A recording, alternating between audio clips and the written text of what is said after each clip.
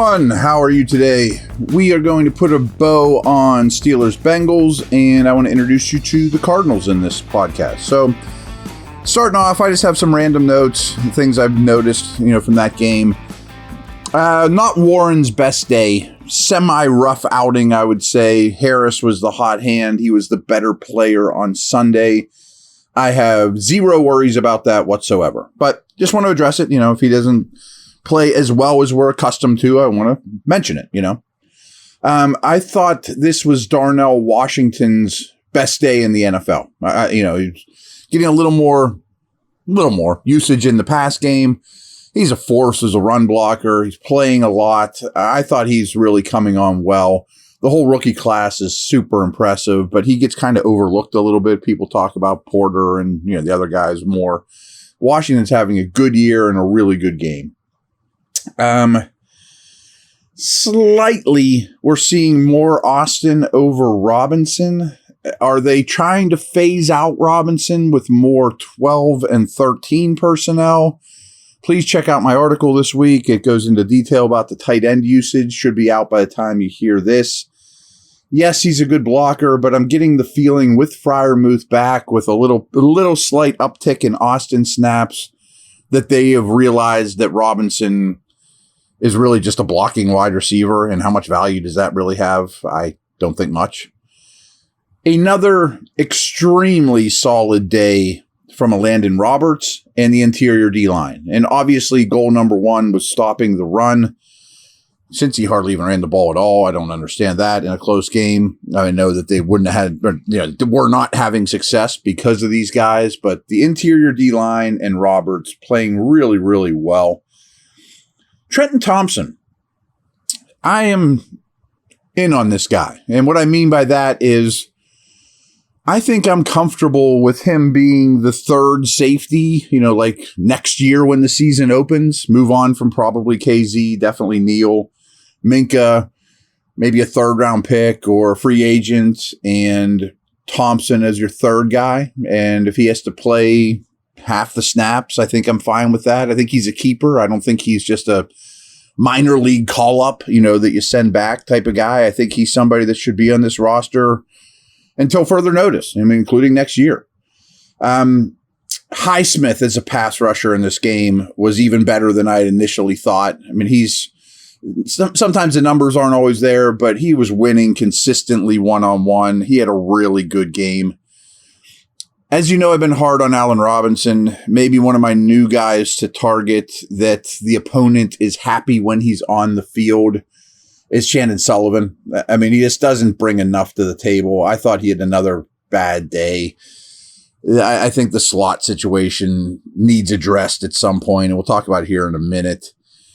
On the Bengals side of things, I didn't see any real defensive standouts, but Pratt, who I really liked, was horrible in this game. He was a guy that was a free agent this past season that I thought maybe the Steelers should kick the tires on when they went out and got Holcomb. Boy, he was really bad in this game. Not asserting himself, not being aggressive. Just a note there. Defensive snap counts. We have not gone over that yet. They only played 43 snaps on defense, which makes my heart aflutter. On the D tackles, Hayward played 35. Ogunjobi played 30. Benton played 22, which implies they played a lot of base in this game. Watts had 9. Liao and Loudermilk 3. So if you only ask Cam to play 35 snaps for the whole day, he's not going to wear out, and you don't have to rotate people in for him. At the edge, again, it was Highsmith with 40, Watt with 39. Golden and Herbig only 4 and 3. I'd love to see more of those guys, but when there's only 43 snaps, it's hard to get big numbers for the backups. Again, we only saw 2 off-the-ball linebackers play at all. Roberts never left the field. Walker was only on the sidelines for 10 plays. So I think that's been a success story all in all. At safety, it was KZ for 43, Thompson for 42, Killebrew came in for 1 snap. So no big nickel. They don't have the safeties to get away with that, but maybe they'll try some of that when Minka returns. Corner. Porter played every snap. Peterson only missed 2. But they weren't... Sullivan only played 18. Wallace only played 11. I think that's telling as well. It's kind of like the Allen Robinson conversation we had. I think they're realizing that the opponent likes when Levi Wallace is on the field because Rush played 9. That intrigues me. If we can get Rush playing more than Wallace, now you're talking somewhere here, for big picture. Last couple things I have on that game are, so one other difference I mentioned, but I didn't have the numbers of, in terms of coordinator change. The Steelers have only attempted 61 play action passes this year, which is unbelievably low. I mean, through the course of the year, they've only ran play action 61 times, but 9 of those came on Sunday. So I think we're going to see an uptick in play action. We already did. So their playoff chances with this win went up about 14%. They're now at about 70% chance of making the playoffs. Huge. I mean, that was a big, big game for that, as well as the Bills losing, Houston losing, et cetera, et cetera. So all those things. All right, I'm going to get a quick sip of water. I'll be back in a moment, and we'll talk a little bit about the Cardinals.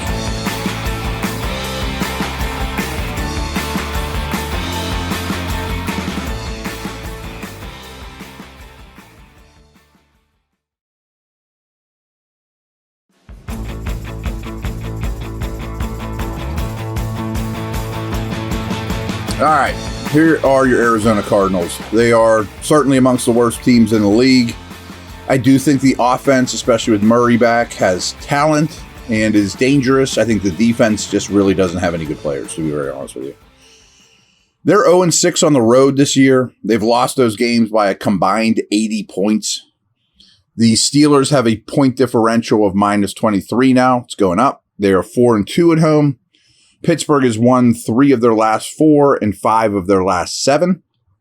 Arizona's on a 2-game losing streak and has been outscored by 115 points this year. Only the Panthers and Giants are worse in points differential, and the average Cardinal game results in a Cardinals loss by 9.6 points. Pretty terrible.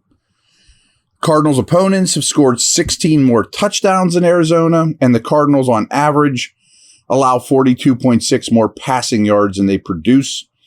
The Cardinals' opponents have run 49 more plays than Arizona this year.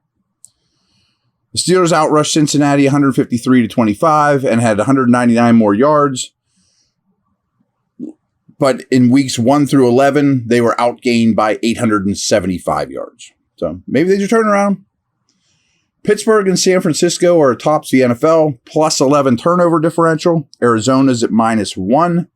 Steelers have 20 takeaways compared to 14 by Arizona. The Steelers and Bengals are tied for a league-low 9 giveaways. Arizona has turned it over 15 times. Only 3 teams have lost fewer fumbles than the Steelers. Something we don't give Najee and Warren and Pickett, for that matter, enough credit on, of their ball security as fumblers. Time of possession. For the season, both these guys are low. Steelers are at 28-30. Arizona's at 27-46. But over the last 3 games, Pittsburgh's at 32-07, and the Cardinals are even worse at 27-23. Steelers possessed the ball for 37-17 in Cincinnati, and they ran 27 more plays than the Bengals. They also produced 22 first downs compared to just 10 for the Bengals. The Cardinals held the ball for only 25-08 last week. Ugh. The Steelers and Cardinals ranked 23rd and 24th respectively on third down conversions this season, offensively. But the Steelers' defense is 14th, while Arizona's is dead last, allowing 47% of their third down attempts to convert. Over the past 3 weeks, Arizona allows a conversion rate of 56.4 compared to 32.6 by the Steelers defense. Ugh. Last note, and I'll have more for you obviously throughout the course of the week. I'm only about step 2, or I'd say I was about step 3 or 4 in my Arizona prep. But when the Steelers pass for 200 yards, they are 5-0 this year. So get to know the Cardinals. They're not very good. Game the Steelers got to win. Take care. Over and out.